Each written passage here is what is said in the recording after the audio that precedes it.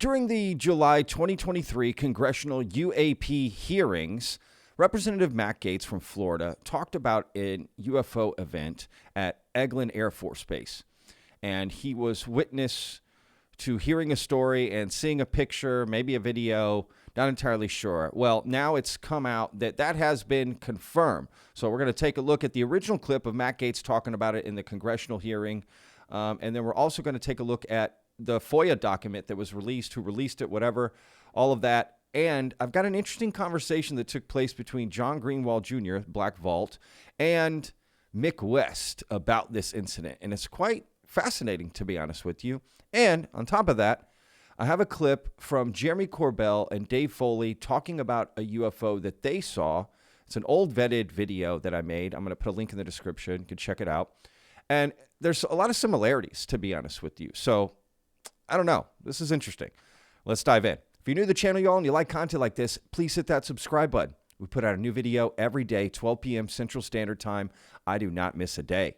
And please hit that like button, y'all. That really helps out the videos. So thank y'all so much for the support there, vetters. And of course, comment down below. What do you think of this incident? We've got this witness drawing. We've got some details about the event. And I do find it interesting. And of course, I do want to hear what y'all think about this conversation between Mick West and John Greenewald Jr. I found it fascinating. So let's dive in, y'all. All right. First thing we're going to do is and shout out to Skyfire News for putting together a bunch of source links on this and stuff. I mean that. So let's take a look at the clip of Representative Matt Gaetz talking about this incident, right? Let's start there, and then we'll get to it all. So right here, I'll read the quote at the top. It says, "The image was of something that I am not able to attach any human capability, either from the United States or from our adversaries," Matt Gaetz. Representative Matt Gaetz speaking about the Eglin Air Force Base UFO event at the July congressional UFO hearing. Today, John Greenewald Jr. received a FOIA release about this event. Now, he's actually not the one that got the FOIA, but he did make this article about it. So I'm going to share who actually was the one that FOIA'd everything and got all of that back. Anyway, let's dive in and let's listen to this clip, y'all. Several months ago, my office received a protected disclosure from Eglin Air Force Base indicating that there was a UAP incident that required my attention. I sought a briefing regarding that episode and brought with me Congressman Burchett and Congresswoman Luna. We asked to see any of the evidence that had been taken by flight crew in this endeavor and to observe any radar signature as well as to meet with the flight crew. We were not afforded access to all of the flight crew. And initially, we were not afforded access to images and to radar. Thereafter, we had a bit of a discussion about how authorities flow in the United States of America, and we did see the image. And we did meet with one member of the flight crew who took the image. The image was of something that I am not able to attach to any human capability, either from the United States or from any of our adversaries. And I'm somewhat informed on the matter, having served on the Armed Services Committee for 7 years, having served on the committee that oversees DARPA and advanced technologies for several years. When we spoke with the flight crew, and when he showed us the photo that he'd taken, I asked why the video wasn't engaged, why we didn't have a FLIR system that worked. Here's what he said. They were out on a test mission that day over the Gulf of Mexico.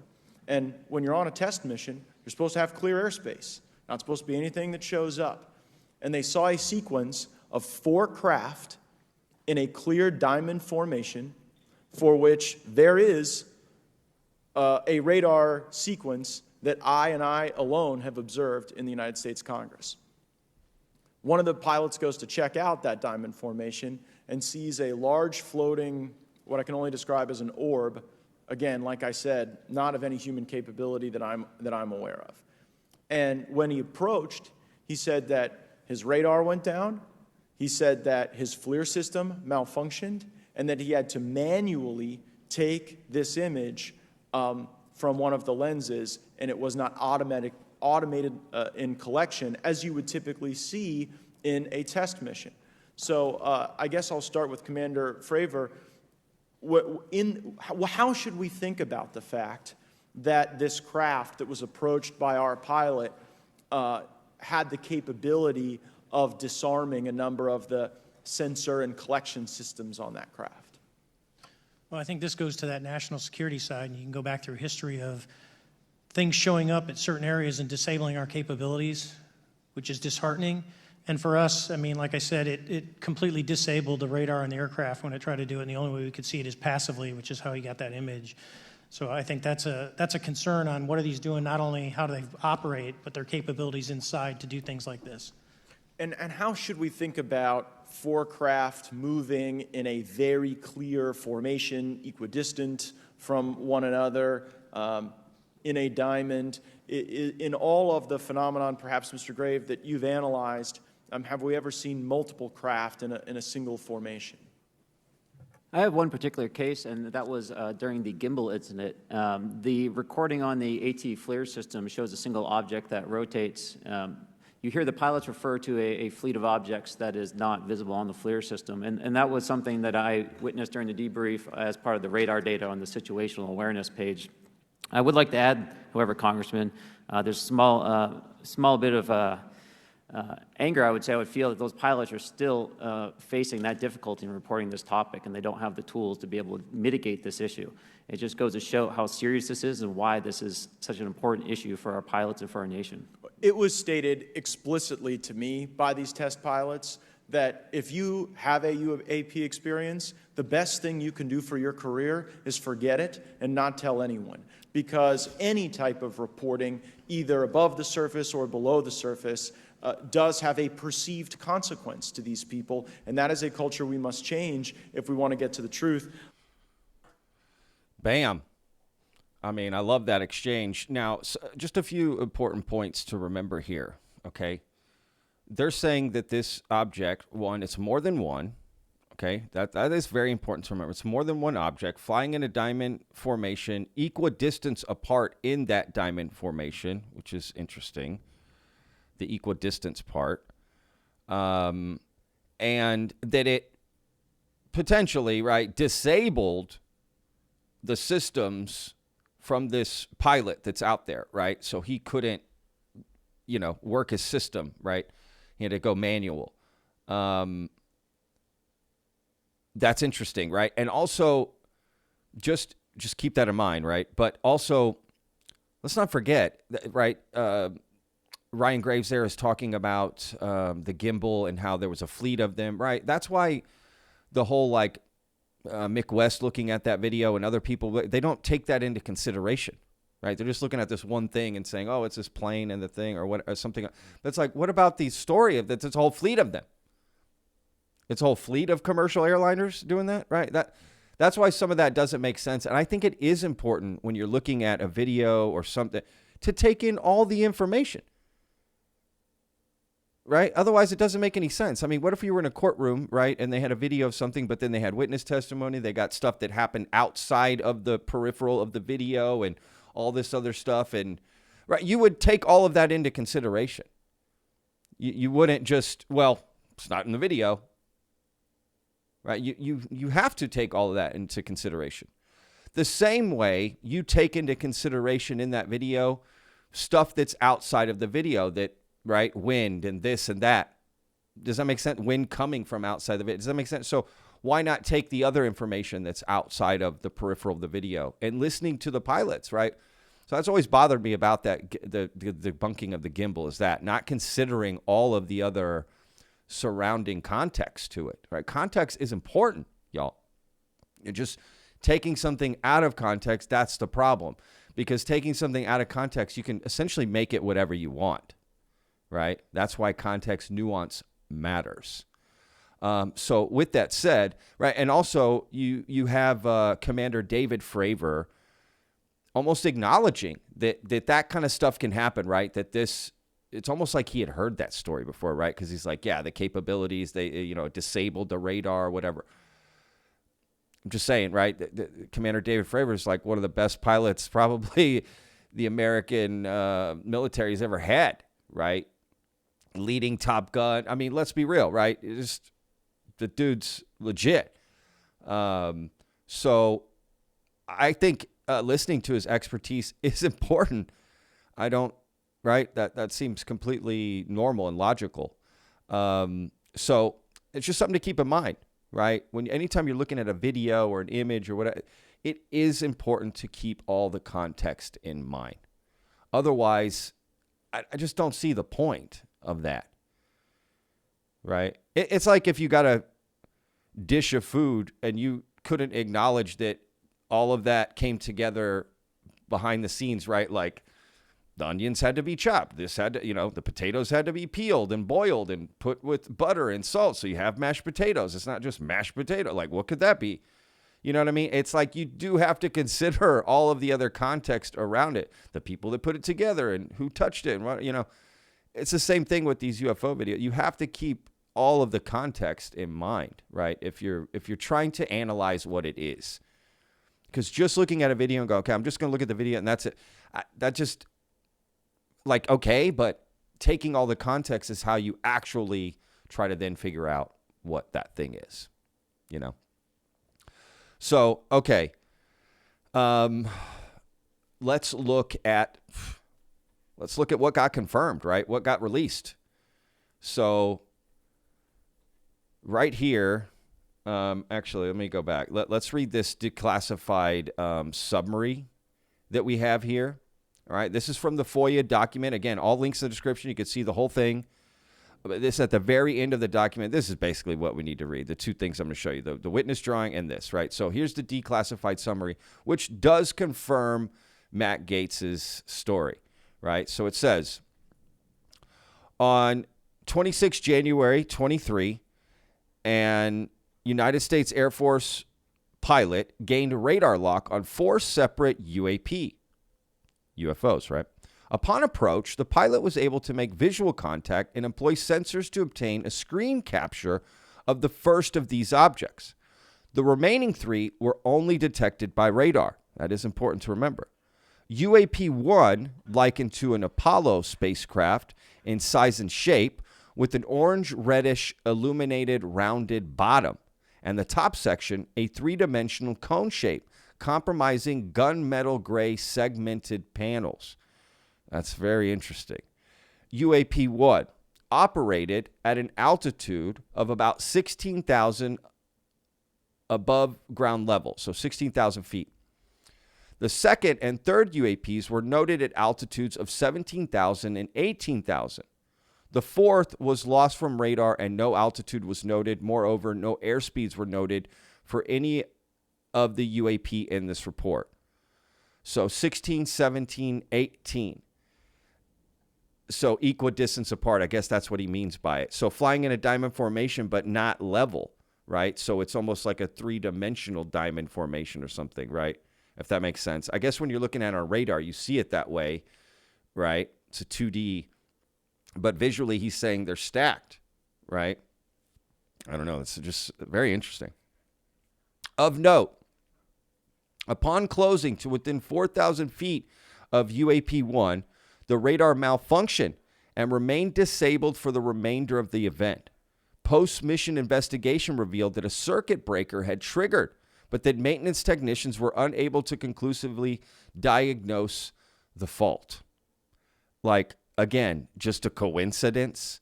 There's so many coincidences, right? Come on.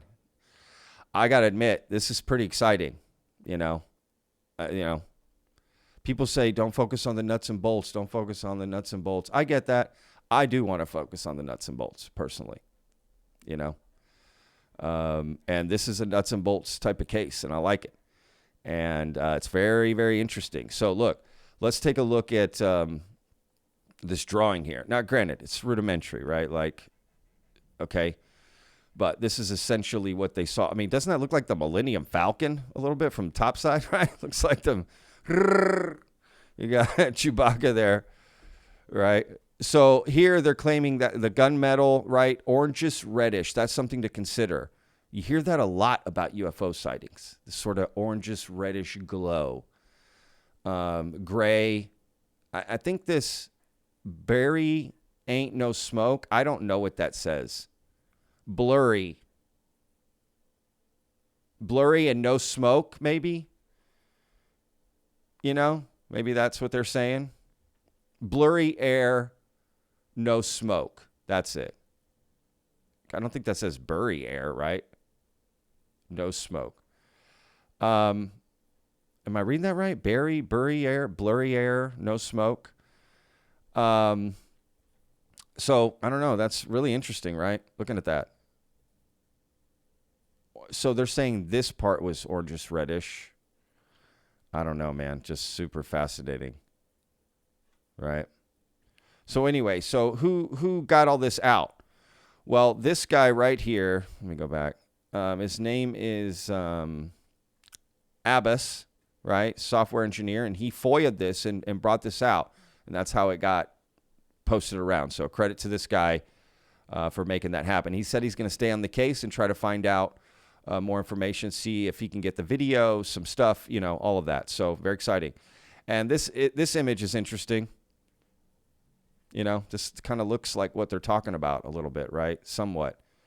Someone else had posted this anyway. I saw some images of other things that people were like, oh, like this, like this, like this. So I don't know. It does match a lot of other sightings and other things like that. So I found that fascinating. Now, look, this is what I found fascinating, is this conversation between John Greenewald Jr. and Mick West. So John Greenewald Jr. is responding, right? He's quote tweeting Mick West's tweet. So let's look at Mick West's tweet right here. He says, with the new Eglin UFO, the fact that it had no airspeed recorded means that it's impossible to rule out that it was just a balloon or 4 balloons. It might also be an alien spaceship, but I'd put balloon at number 1 with the current data. I got to be honest, man. Bro, it is true. Mick, if you're watching, I love you, man. I really don't have any issues with you, but the fact that you always just say it's a balloon is like tiring. Again, I think just also assuming it's an alien spacecraft is, you know, we don't know, but just say you don't know. I don't know. Like, it's a balloon. Everything's a balloon. That's impossible, right? Everything cannot be a effing balloon. It's kind of getting old, to be honest, a little bit, but whatever. Hey, everyone's allowed to decide for themselves. So, so John says, props to him. He says, so the video imagery is entirely classified and exempt from disclosure, yet it's maybe only a balloon, right? Because there's more of that they didn't release, right? The video and imagery, right? So it's right. So he says, and the instrumentation issues were all just a coincidence. I agree, John. Exactly. Yeah. Again, Mick isn't taking into consideration all the context. What the witness saw, the radar data, what happened to the malfunctioning of the equipment, right? They were able to lock these things at different altitudes, right? Uniformly, equidistance, right? Flying in a diamond formation. At some point, he says right here, at some point we should all have to realize the events are piling up that likely go beyond just balloons and coincidences. That doesn't mean alien, but it certainly means there's something more than that.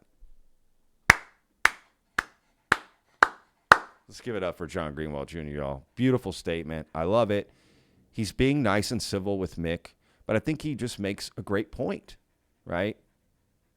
Which is where I'm at. That doesn't mean it's alien, but come on, man. There's something more to it than just a balloon. Like, it, honestly, just saying balloons every time is, I just don't understand that.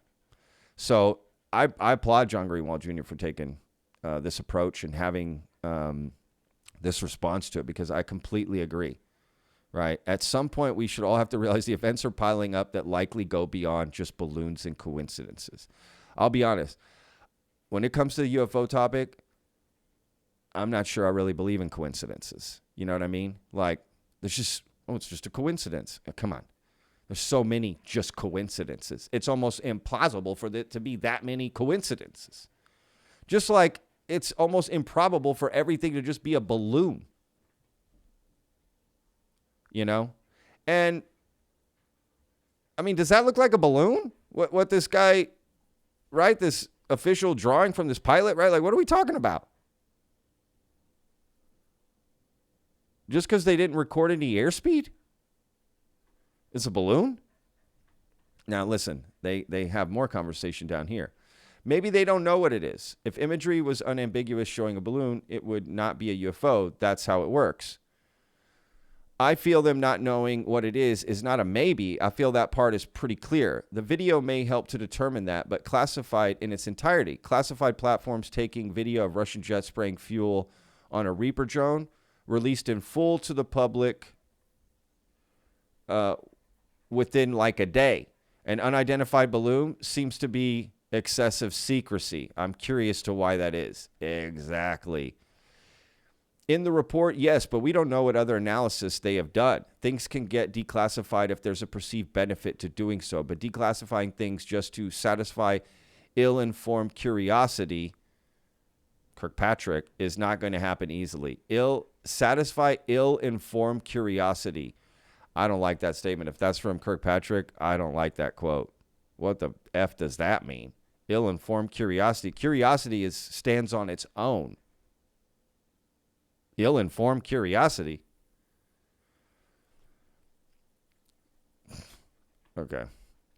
Look, Sean Kirkpatrick has released some op-eds. I'm going to cover all of this on tomorrow's video after the Arrow historical report, because I know that's going out today, and a lot of people are going to be looking at that, but I need that to be out for a minute so I can get some more information, and then that'll be my video for Saturday, right? So I can get all the information, get some feedback. So definitely tune in tomorrow to get the whole rundown on Sean Kirkpatrick, his op-ed, the historical report that got released, the embargo of the journalists getting shut out, all of that. I'm going to cover all of that as a whole story, right? But I needed it to come all out so I can cover it, right, and vet some of that stuff.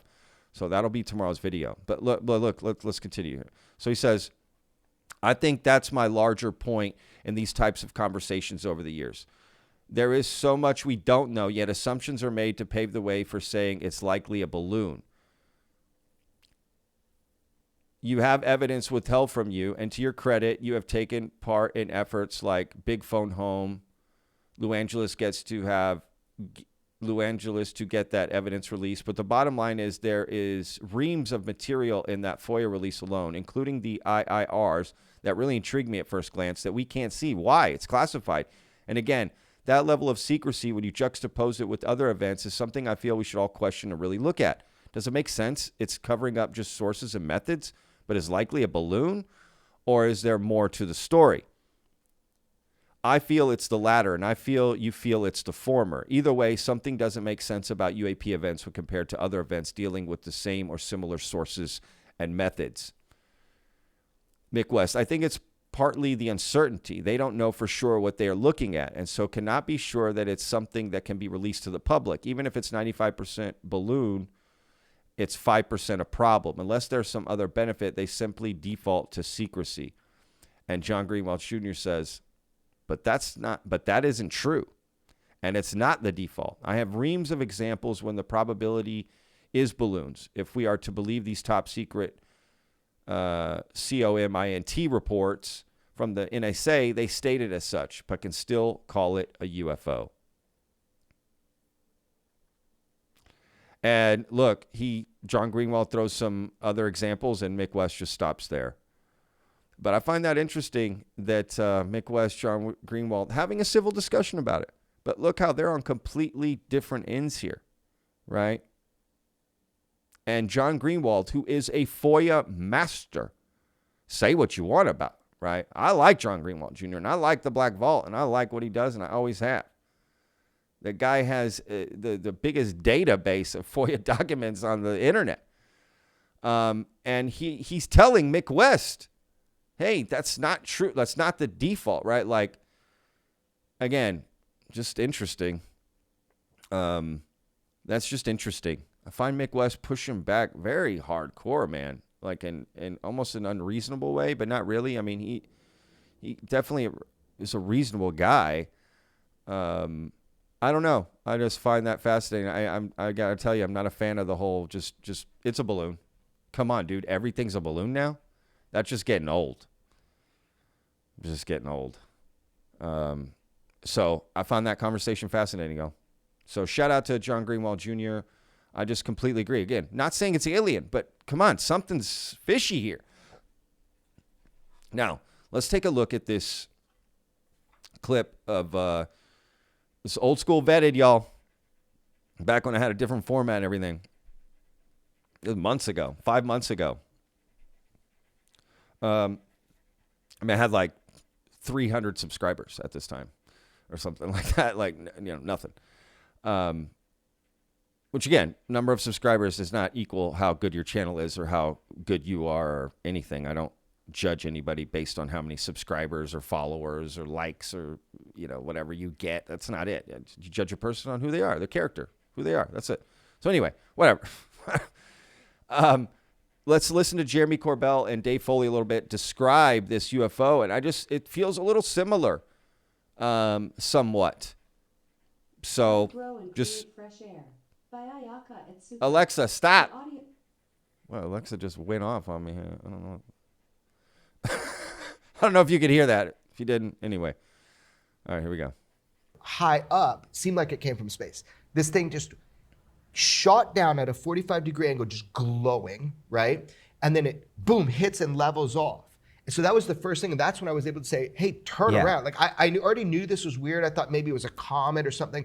I thought it would end up being super prosaic, because I've never seen bona fide machine UFO, and we were both kind of like, had never seen anything like that. When he turned around, he caught it right after. As it was level. As it was level. It stayed on a level, like, I guess what we call a trajectory. Yeah, and so from then on. So our reactions was a really weird thing. But before that, like, what was so impressive to me, we all thought, like, he and I thought, I'm sure we thought this is going to end up being something normal or a comet or something. It's going to take an angle and show itself. And show itself. Holy shit! Because first of all, it's over this. There's mountains on both sides, just right there over the sky, and it was big. And the thing that really struck me, for me, and I know this is maybe different than for Dave, but it was self-luminous, and it was like, you could say it was glowing. It was self-luminous, but it would pulse with this extreme power. That's the thing that really struck me, was the power that it took to do this.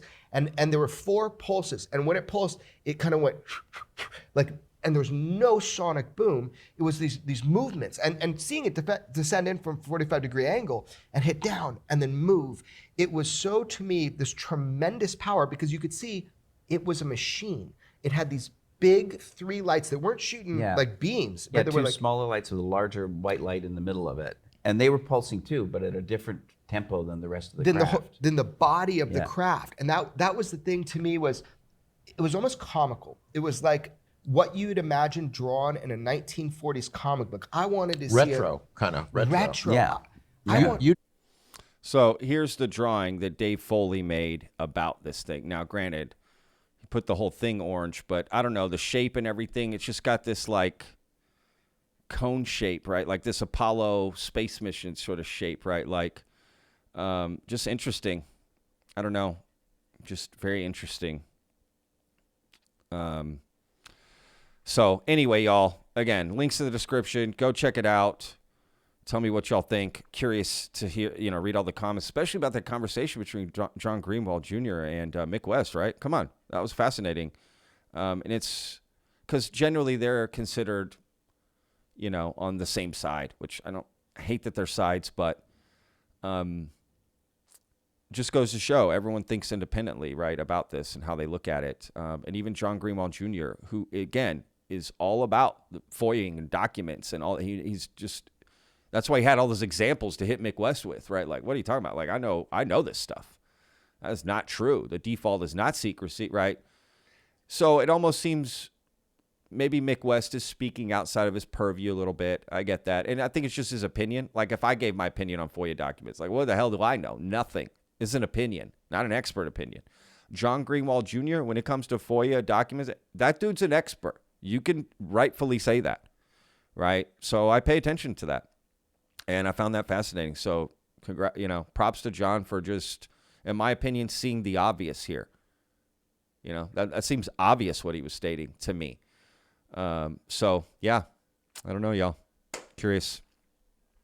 All right, we'll see you guys tomorrow. Remember, I'm going to do a video on the whole Arrow, the report, Sean Kirkpatrick's op-eds, reporters getting pushed out of, special meetings about this historical report that's coming out.